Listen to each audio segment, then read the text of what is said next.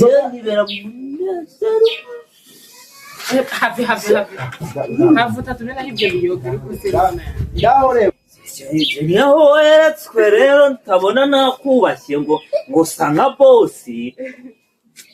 niho weretswe tazamera nka yambwa yaneye mu rugo yiganye reka ngo baze akantu kamwe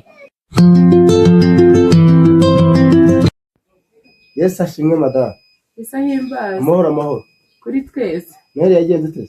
Noheli yagenze neza reka nuko cyangwa twavuye ku rusengero gira mu bindi oya nabindi ariko twarasirimbye we abonye ko byagenze neza na n'uyu munsi ndacyabigendera niyo mavuta na n'uyu munsi magazemo yego n'ukuri kw'Imana cyane mpamvu ufite akanyamuneza Frodo wari se jabura Frodo wagira ngo jabura akanyamuneza ariko Noheli ikintu yakoze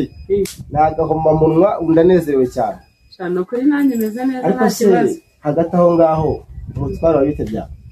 umutwaro wanjye ni neza none se tuvugishije ukuri mubona ari amazu yanjye amezi atamaze kuba menshi yego none se ubwo ngubu mubitekerezaho iki ko nihanganye cyane bishoboka kandi ntako ntagize n'ukuri n'umugabo wawe agerageza kugenda ntago mubona cyane yego nkawe nka madamu we wagira ikintu umbwira rero bose nawe uri umuntu mukuru pe sibyo yego kandi ugerageza no kwihangana pe kuko wenda uretse wowe ukijijwe ari ahandi banagusohora mu nzu pe uri umuntu w'intwari nicyo ngushimira ariko tumaze igihe turi muri krize nta mafaranga mfite nta mafaranga akiboneka pe kuvuga ngo umugabo wanjye hari ahantu yasinye kontara ayisinya bamubwira ko bazamuhemba haciyeho amezi 6 rero nuko bitewe n'ibibazo nari mfite numvaga ntari buze mu nzira ngo nkubwire n'ubundi ngo nzakwishyura haciyeho amezi 6 ngo ubyumve rero naravuze nti ikintu nshaka kukubwira ndagira ngo wihangane n'ubundi igihe wihanganiye ni kinini mbabarira wihangane nk'umuntu w'umubyeyi kandi usenga wihanganira uku kwezi uku turimo kwa 12 muri uku kwa mbere ku itariki 5 umugabo wanjye azaza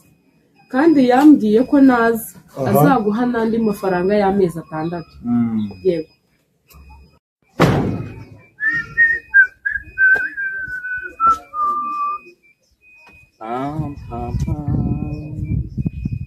noneho aho mukubitwa n'inkuba ngo ni bosi noneho we ewana nambona arangije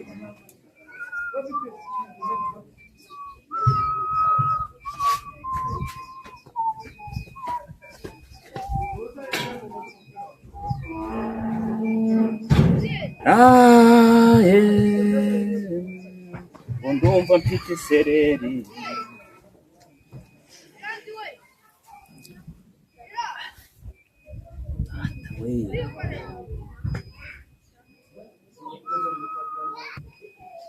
yari kugisha ngo niba kasindire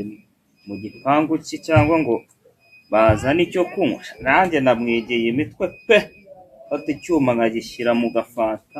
ari bugire ngo nanjye nayobotse idini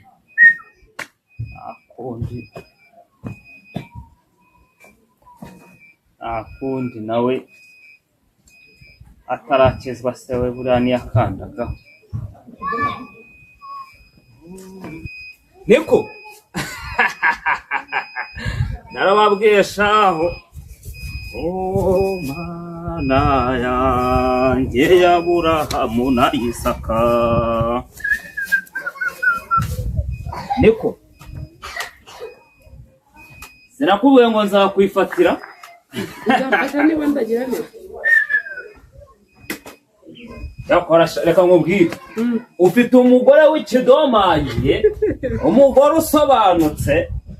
ewa hajya wambwiye ko witwa nako nushaka kubera none se umva se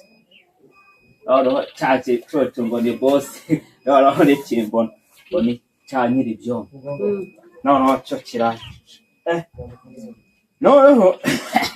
umusomye akira abanza wumva kaba kabatije noneho nanjye namwigiye imitwe namwe ngo nabashaka ibintu byo bisindisha mu rugo nanjye noneho namwigiye imitwe no kuvuga ngo nafashe icyuma nyishyira mu gafata aho kuncecekesha uyu mugabo wawe se simuzi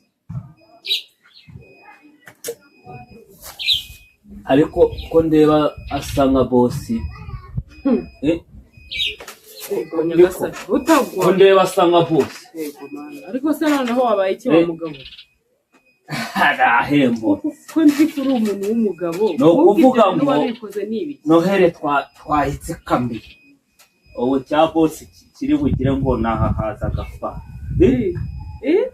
cya bosi cyane ako umugabo wawe ko asa nka bosi mwa urabona cyangwa n'amaso y'abasizi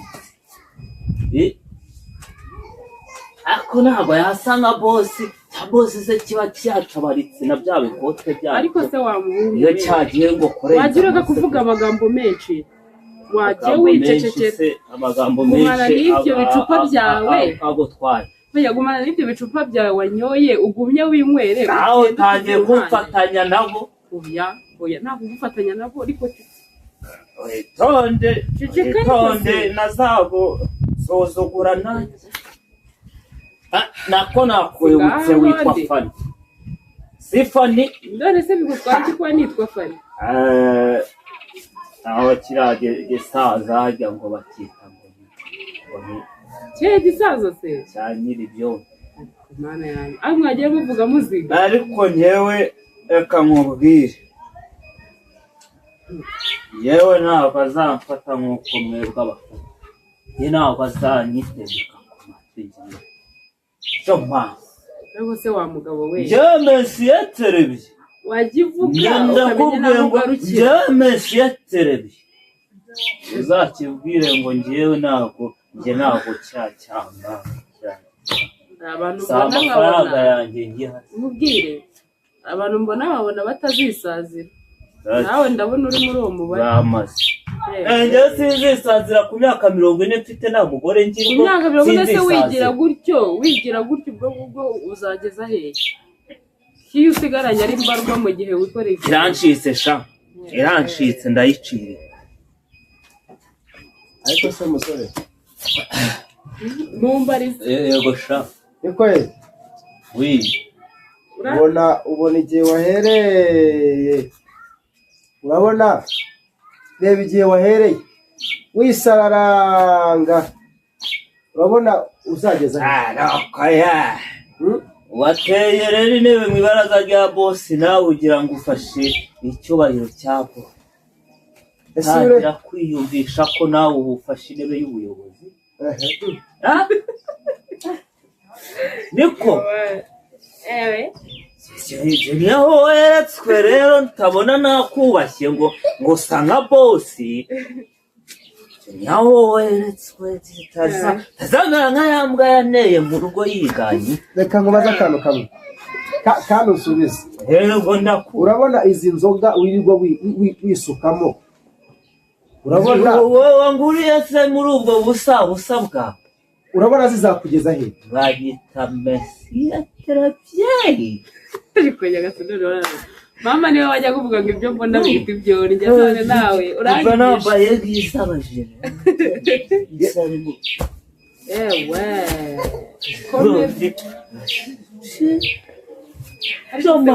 wa mugabo we niba uri n'umugabo niba uri n'umusore wajya umenya ko witwara ko ewe tuvugane gatoya se ubwo buzima buzaza zidu zadu bugane karekare wari uzi yuko Yesu ikintu cyamuzanye mu isi ari ukugira ngo aruhure abantu nkamwe mu rushyi kandi mutabizi ko mu rushyi yagira ngo aruhure mu indushyi narushyi izi nzoga nibera mu munezero havuta tumena ibyo biyoga ariko se ngaho reba nawe ngaho ndebera nawe basi nubaha n'abantu uri kumwe nabo cyatangiranye namwe natangiranye nawe nase gira ni ufatanye natwe gusorezanya natwe kubiki gukora iki subundi akanije ese utamuhaze wagiye ukiruhukira rwose wa mugabo niba uri n'umugabo niba uri n'umusore yakanicarira hanga nese wagiye ndajya haguruka tuvugane gatoya haguruka bazi tuvugane nawe mubabarire ninaniriwe sinageze mu rugo barasanga no baruhukira si hano kwa boss aha none boss ndetse uruhuka sanga ari kuburira reba ukuntu yahuze ibyo byo kwegera bikurangiza ko atubwiye ngo umusore uzaba umusore gute kandi yahuze ibintu reka nkubwire wahagurutse se basi nkakugeza aho ujya kuryama wagiye ubisikana n'imodoka zigaca hepfo nkaca ruguru zigaca hirya nkaca hino angeze mu rugo nyine se ko Imana yanga icyaha yanga umunyabyaha Imana yanga icyaha ntiyanga umunyabyaha ntiyari gutumiza imodoka zigukubita utamfatira mu buriri none se uruhuka nkufata nkugira neza ariko se Mana yanjye yewe reka kamufata